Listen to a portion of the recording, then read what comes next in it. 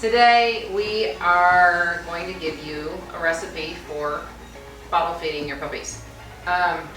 We make our own. We don't buy the stuff you buy, the commercial made stuff.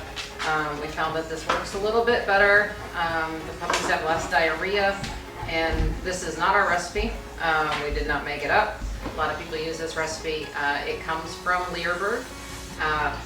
We've been using it for, gosh, at least 10 years now, I think. Makes nice, fat, healthy, happy puppies.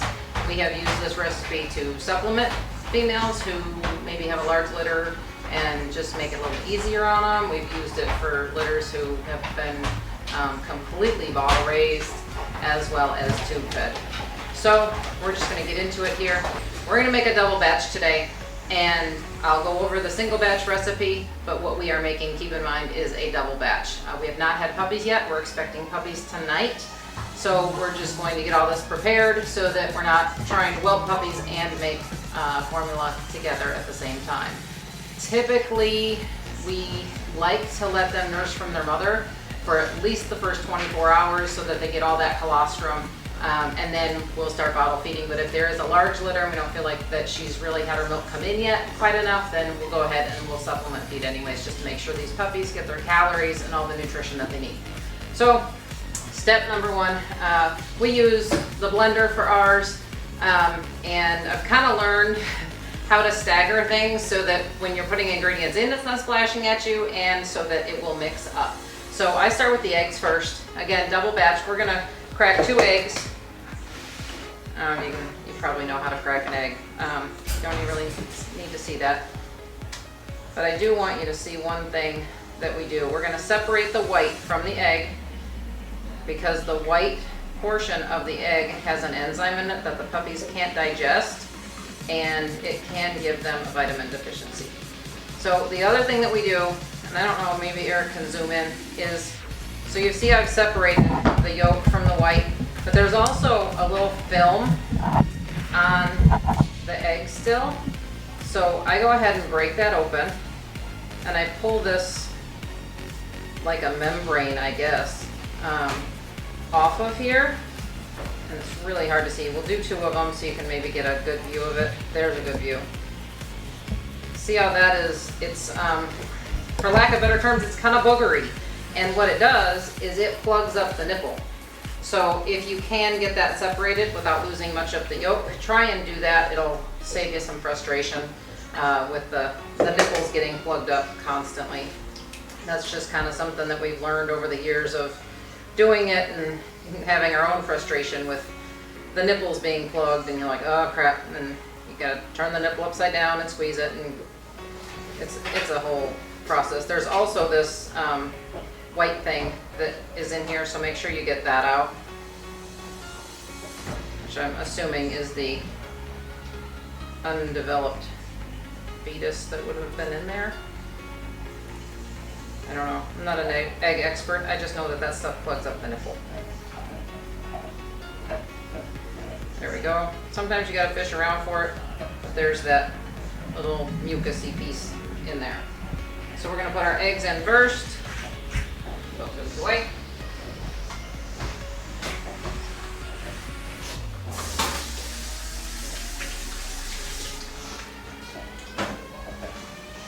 The other reason why I like to do the eggs first is because then you can get your hands clean and you're not getting them all full of egg again. I keep the whites, and I'll let it, go a couple times. We'll fill up a little container, and then I cook them for the dogs. Usually it's the mothers who are getting them, but it doesn't have to always be. The next thing we're gonna put in is yogurt. You can use, it does not matter what brand of yogurt you use. It just needs to be plain and whole fat, which would be whole milk. So you'll see that both of these, I'm sure it says it on the front too, say that they are whole milk. This is Greek whole milk. Again, 2 different brands. The Greek is fine. I prefer this for the younger puppies just because we use the stage 1 nipple, and this isn't quite as thick. So what we want to look for in the yogurt though is we're looking for a high fat and high calorie content. So the Greek will give you an extra 10 calories, these 2 particular brands. The Greek will give you an extra 2 calories and another, this has got 6 grams of fat And this one has 5 grams of fat. So it'll give you 1 more gram of fat, 2 more calories, but this is perfectly sufficient, and that's what we're gonna use today. So the single batch would be 1 cup of yogurt, and we are going to do a double batch. So we're gonna do 2 cups of yogurt, and it doesn't have to be exactly precise measurements. So what I do, typically once we get a lot more puppies to feed, this is early on, we're not gonna be feeding. I only like to store it for about 3 or 4 days in the fridge. So we're gonna go ahead and make a half a batch, so we just have some on hand.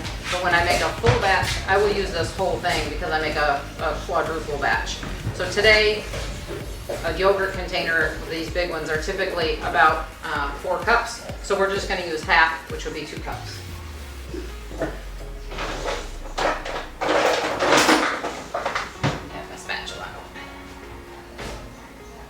And the reason why I say things splash back is because when I take and I dump the whole thing in, I just literally invert this and squeeze it, and it kind of plops in there. So just be careful when you do that, because sometimes it does want to kind of come back at you.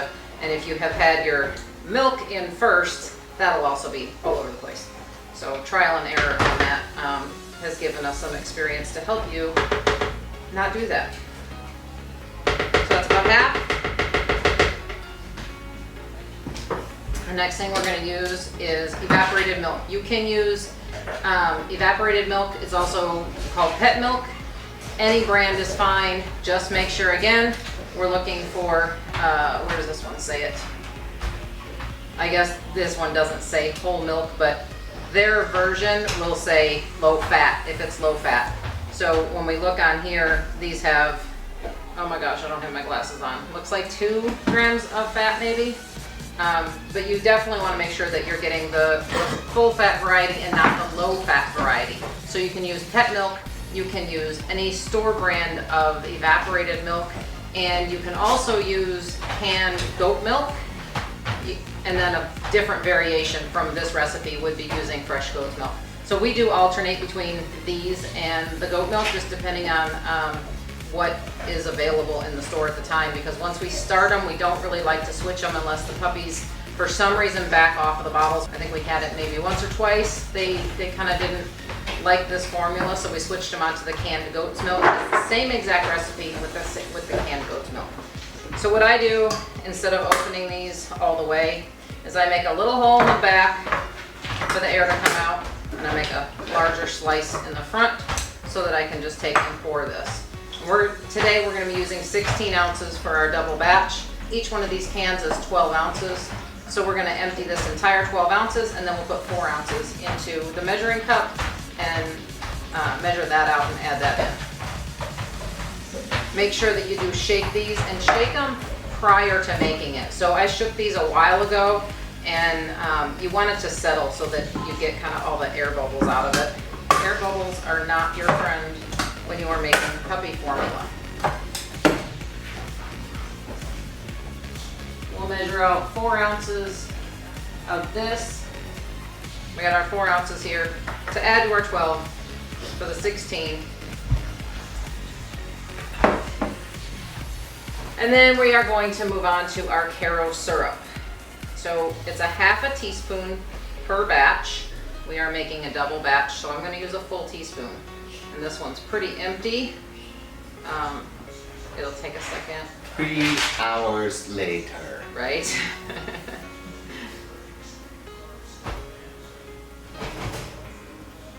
The Karo syrup doesn't have to be this exact brand either, but it's just pretty easy to find actual Carob syrup. But you are more than welcome to use a store brand of this is light corn syrup. I've also seen people use the dark colored stuff. We've never used it, but I have seen it used. And I just take my finger and kind of scrape this out, because if we need a teaspoon, we need a teaspoon, and we don't need most of that left in the spoon. All right, now this is, the last step is water. You want 3 ounces of water per batch, so we are going to use 6 ounces of water. You want to make sure that you're using we use the nursery water most times, and if we can't find the nursery water, we will use a distilled water. And save your distilled water jugs. Ours have a little mark on them, and that indicates that this has had nothing but distilled water in it. It has not had tap water in it because we are rural, so we live in the country. And when the power goes down, we don't have water until we get the generator fired up. So we do keep water on hand, and sometimes we put water in here. We don't want our well water being in these bottles and then reusing them for the puppies, because that would not be sterile. So we'll add our 6 ounces in there. Pour our water back up. And you want, if you're using a blender, you can hand mix this, but if you're using a blender, you want to make sure that you're using a very, very low speed, because you don't want to create a lot of air bubbles in here. So we're going to turn this on, and you'll see how slow of a mix it is. And I've just kind of gotten used to the Vitamix, and I can kind of tell when it's coming to the top, and then it gets that cyclone technology that Vitamixes are so well known for. But try to make it at least an hour ahead of time, so that after you're done mixing this, it has time to sit and those air bubbles have time to settle, because the last thing you want is to feed puppies air bubbles. They will get super gassy and very colicky. They'll be crying. It's very painful for them. So really keep an eye on your air bubbles. And I just check around the outsides to make sure that all of the yolk has been mixed in. And that's really all we give it for a mix. We'll let it go there for a minute. And I'll show you, if I can you see the air bubbles that are in there?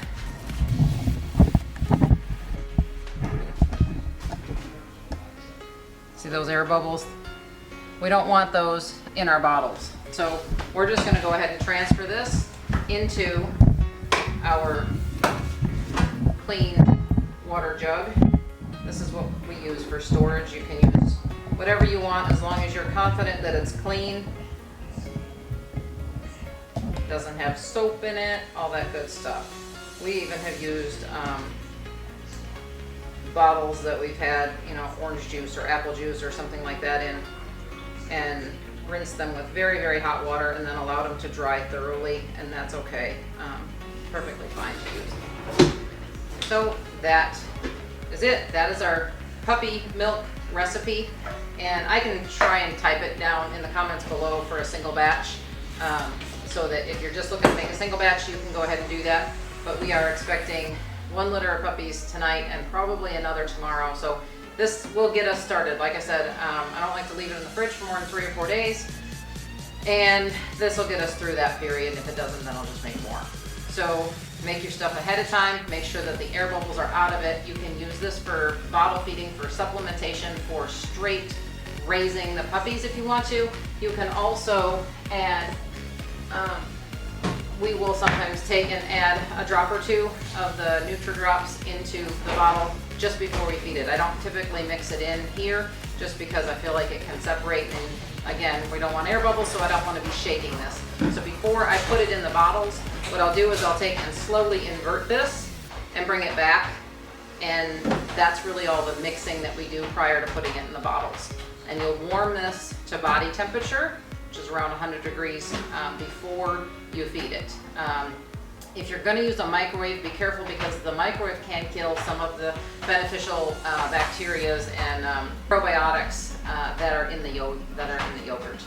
So we don't want to kill all of our good digestive enzymes and probiotics that the yogurt's going to bring in. So if you use the microwave, just